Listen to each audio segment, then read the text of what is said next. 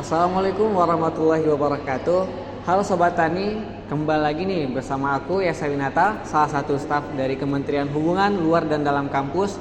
Kali ini kita akan melakukan podcast lagi nih. Kali ini bukan tentang isu-isu pangan, tapi melainkan dengan tamu spesial, narasumber spesial dari BEM Politeknik Negeri Medan ya Bang ya. Nah, pada kesempatan kali ini kita akan membahas nih dengan tema mengenal lebih dalam peran BEM dalam kampus nih, dan juga bagaimana sih tips-tips ataupun kiat-kiat ingin menjadi presma ataupun menjadi wapres ya Bang ya. Karena banyak nih dari mahasiswa itu dia mempunyai jiwa-jiwa pemimpin gitu ya kan Bang. Nah, langsung aja nih sebelum kita masuk, kita kenalan dulu ya kan sama presma atau wapres dari Politeknik Negeri Medan. Halo Sobat Tani, perkenalkan saya Arif Fadila Lubis, mahasiswa dari Politeknik Negeri Medan. Saat ini duduk di bangku perkuliahan semester 5 dan alhamdulillah pada tahun ini diamanahkan sebagai Presiden Mahasiswa Politeknik Negeri Medan. Halo Sobat Tani, perkenalkan nama saya Muhammad Kini Ginting dari Politeknik Negeri Medan jurusan akuntansi, dan sekarang sedang menduduki bangku perkuliahan naik ke semester 5. Dan di BEM Politeknik Negeri Medan sendiri menjabat sebagai wakil presiden mahasiswa. Oke, baik. Jadi ini udah kenal kan sama Bang Ardi itu siapa? Kini. Arif Kenny. Nah, jadi kita akan sedikit membahas nih apa sih BEM dari Polmed itu sendiri. Nah, kita langsung ke pertanyaan aja nih Bang ya. Boleh. Oke, pertanyaan yang pertama, kan di setiap kampus nih ada banyak organisasi-organisasi kayak misalnya di Polbangtan atau di Polmed itu ada yang namanya organisasi BEM. Nah, peran dari BEM sendiri itu di dalam kampus gimana sih Bang? Oke, kalau peran dari BEM sendiri di dalam kampus pastinya cukup banyak ya peran betul. aktifnya gitu. Mulai dari menjadi wadah untuk mahasiswa berkembang, kemudian juga menjadi penyalur aspirasi mahasiswa kepada direktorat. Banyak yang kita lakukan dalam satu periode kepengurusan. Iya, Mulai dari berbagai macam program kerja dari setiap departemen, kemudian juga membantu setiap permasalahan yang ada di mahasiswa. Mungkin begitu. Kalau di BEM Polmed sendiri itu juga kan sebagai lembaga eksekutor gitu di kampus eksekutif. Jadi emang tujuan kami juga bergerak dan juga mengawin daripada HMPS UKM himpunan di kampus kami gitu. Jadi emang kami membuat 8 kementerian dan 12 departemen untuk mengarah dengan tujuan dan pokok dan fungsi itu ke bagaimana bermanfaatannya ke mahasiswa kami gitu, mahasiswa kampus Medan. Direlevansikan lah gitu. Jadi fungsi BEM itu sendiri sangat signifikan ya dalam kampus ini. Jadi kayak BEM ini menjadi penentu kehidupan mahasiswa lah di sana gitu kan Bang. Jadi dengan adanya BEM ini kayak mahasiswa itu jadi lebih aktif gitu dengan adanya wadah-wadah yang disediakan oleh BEM ya kan Bang. Kita berupaya untuk segala aspek di setiap kehidupan mahasiswa di kampus kita bisa sentuh dan bisa kita bantu.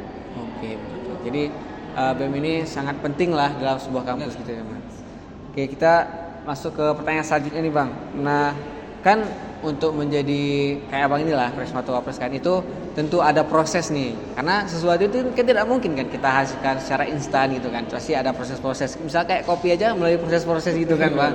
Mulai dari penanaman sampai ke minum kopi itu ada prosesnya. Jadi kayak abang-abang ini bisa lah diceritakan kayak gimana sih sistem pemilihan ataupun gimana sih ceritanya abang itu bisa jadi presma ataupun wapres itu. Oke, kalau dari sistem pemilihannya sendiri, kalau di Politeknik Negeri Medan itu kita masih menerapkan sistem semi pemira. Oh iya. Jadi betul. pada saat ini kita diperbolehkan untuk mencalonkan diri ya sebagai presiden mahasiswa dan wakil presiden mahasiswa itu minimal semester 4. Oh iya. Minimal semester 4, kemudian kita mencalonkan diri. Ada banyak tahapannya, mulai dari administrasi, kemudian ada masa kampanye sampai dengan pemilihan akhirnya. Nah, karena tadi pemilihannya masih semi pemira, yang memilih kita adalah perwakilan dari setiap organisasi kemahasiswaan yang ada di Politeknik Negeri Medan. Kemudian setelah kita terpilih, kita biasanya membentuk kabinet kita terlebih dahulu. Iya, betul. Kita memilih menteri-menteri dengan hak prerogatif dari presiden mahasiswa, dan saat ini kita ada 8 kementerian. Kemudian setelah terpilih menteri-menterinya, kita melakukan open recruitment untuk mencari staf-staf dari setiap kementerian itu sendiri. Oke, jadi kan udah ada proses panjang nih. Tentu untuk menjadi seseorang pemimpin itu pasti kayak terbersit dalam hati, aku pengen sih jadi Presma gitu, atau menjadi wapres gitu kan Bang. Boleh nggak ya saya tanya nih, kenapa dulu sempat kepikiran nih jadi wapres itu, kenapa gitu? Mulai dari Bang Kenny. Mungkin kalau dari saya, sebelum saya mencalonkan sebagai calon wakil presiden mahasiswa pada saat itu, saya sebenarnya di awalnya juga belum terpikirkan gitu, bakal sampai di titik ini gitu di awalnya. Tapi berkat dorongan dan kepercayaan dari teman-teman di BEM dan teman-teman di Politeknik Intermediate sekalian, jadi itu yang mendorong juga saya untuk terus berkembang gitu. Sebelumnya saya juga sudah menjabat di periode sebelumnya sebagai staf, sudah banyak juga belajar, sudah banyak berkembang, sampai dengan diberikan kepercayaan, diberikan amanah untuk mencoba. Setelah saya mencoba hal baru untuk menantang diri saya juga, dan sampai saat ini komitmen saya lah untuk menjalankan sebagai wakil presiden mahasiswa di Politeknik Intermediate ke satu periode ke depan. Gitu sih. Kalau dari saya hampir sama seperti yang tadi disampaikan oleh Kenny. Kami sama-sama dulu pada saat periode sebelumnya sama-sama menjadi staf. Oh, Jadi setelah menjadi staf 1 tahun lamanya, kita berpikiran untuk melanjutkan perjuangan lah. ya betul. Untuk mencoba jalan yang lebih bagus lagi dan pengen memperbaiki yang kami rasa pada saat kami menjadi staf ini masih kurang cocok gitu. Dan kembali lagi kepada esensi mahasiswa yang sejati, kita pengen tetap bergerak dan berdampak. Karena kembali lagi, perkuliahan bukan hanya duduk di bangku perkuliahan di balik kelas, tapi kalau bisa kita bermanfaat dan juga berpengaruh untuk masyarakat sekitar ataupun mahasiswa di sekitar kita. Iya betul. Nah, kan abang-abang nih udah terpilih lah, udah diberi kepercayaan nih kan sama mahasiswa Polmed kan, udah melalui pemira, proses panjang lah, udah diberikan suara juga kan. Tentu ada kayak dari harapan mahasiswa tuh kayak pengen mimpinya harus gini kan gitu. Nah, di luar itu semua gimana nih cara Pak Presma atau Wapresnya menunjukkan sikap bahwasanya kami itu bisa nih menjadi leader, ataupun kami itu layak nih jadi leader. Kalian gak sia-sia nih misalnya, kalian gak sia-sia nih milih kami itu leader yang pas gitu. Nah, itu gimana sih cara mau menjadi leader, ataupun misalnya mengatur waktu nih kan, ada waktu kuliah, harus organisasi, itu pasti pusing banget kan, harus di manage lah gitu. Itu gimana sih tips and triknya gitu? Kalau dari saya sendiri, karena kita sama-sama juga masih belajar ya untuk Iya, menjadi betul. pemimpin yang baik. Kalau dari saya yang pasti kuncinya menjadi pemimpin itu harus mau mendengarkan. Iya betul. Setiap apapun kritikan, keluhan ataupun saran harus kita terima. Kemudian juga bisa jadi evaluasi untuk diri kita sendiri gitu. Kalau untuk memanage waktu, organisasi dan perkuliahan, pasti ini menjadi plus minus kalau kita ikut organisasi gitu. Iya betul. Pada saat libur semesteran kita sibuk untuk organisasi gitu kan. Cuman yang pastinya organisasi juga penting untuk pengembangan diri kita, dan pasti semua yang kita lakukan itu tidak sia-sia lah gitu kira-kira. Jadi jangan takut untuk ikut organisasi kemahasiswaan. Oh ya betul. Pak dari yang Dari saya juga mungkin sama juga seperti yang dibilang sampaikan Pak Arif, bahwasanya sebelum kita ingin dipimpin, kita juga harus, sebelum kita memimpin, kita juga harus bisa dipimpin orang lain. Karena nggak selamanya pemimpin itu benar. Iya, Ada betul, masalah betul. lainnya juga, kita tuh ada yang salah, ada yang hilaf, dan dari apa kita tahu? Dari kritikan. Iya. Kita harus bisa menampung aspirasi, kritikan itu harus kita dengarkan setelah sebagai wadah kita untuk terus berkembang lebih baik lagi.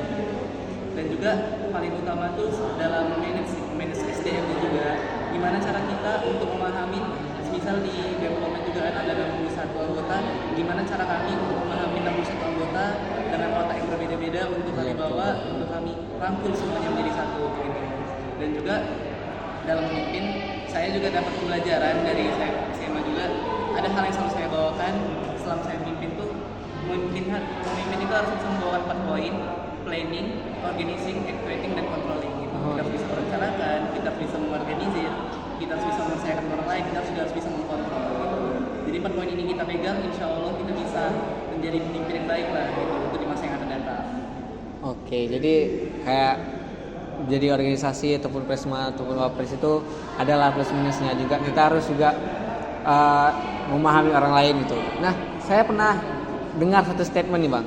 Abang setuju nggak kira-kira kalau misalnya menjadi organisasi itu kita adalah menjadi seorang pelayan untuk mahasiswa? Itu setuju nggak kira-kira?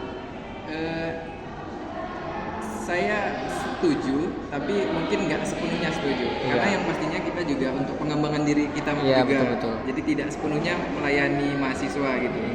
Cuman di balik pelayanan itu juga kita bisa mengembangkan diri, dan kita juga bisa membantu banyak orang, bisa berdampak lah untuk daerah sekitar kita. Mungkin ini udah sampai nih kita di penghujung podcast kan. Mungkin bolehlah dikasih satu kata-kata ataupun motivasi nih untuk mahasiswa Politeknik Pembangunan Pertanian Medan yang sekarang lagi organisasi, boleh dikasih motivasi nih. Misalnya ada yang menjadi presma atau wapres, boleh dikasih motivasi itu bang. Itu dari Untuk teman-teman yang saat ini masih berkuliah, jangan pernah takut untuk gabung di organisasi kemahasiswaan. Karena pastinya selain pengembangan diri, kita juga mendapat banyak relasi.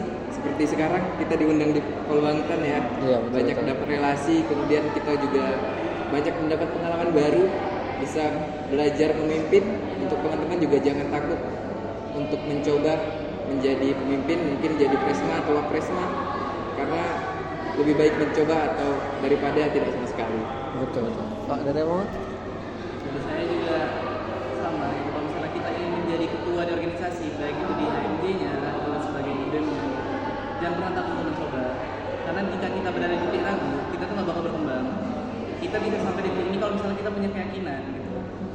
Kalau kita ragu, kita akan berhenti di tengah jalan. Tapi kalau kita yakin dengan apa yang ada dalam diri kita, meskipun kita merasa diri kita nggak sanggup, yakin dan percayalah, kita akan bisa mencapai di titik itu dengan perkembangan yang ada. Karena kita juga ingin berkembang, kita juga mahasiswa, kita ingin menunjukkan yang lebih baik lagi ke depannya. Eksistensi kita akan lebih baik lagi ke depannya bersama orang-orang di sekitar kita. Jadi jangan takut untuk mencoba, dan apapun itu selesaikan. Oke, jadi itu nih motivasi untuk kita semua yang sedang organisasi ini. Kebetulan saya juga organisasi kan bang. Ya, jadi adalah diberi motivasi agak sedikit semangat nih dari abang-abang. Dan juga kami mengucapkan terima kasih kepada abang telah mau datang nih ke Polbangtan dengan segala persiapan kami yang segini adanya cuma segini ya. Inilah kemampuan kami untuk mengundang abang semua.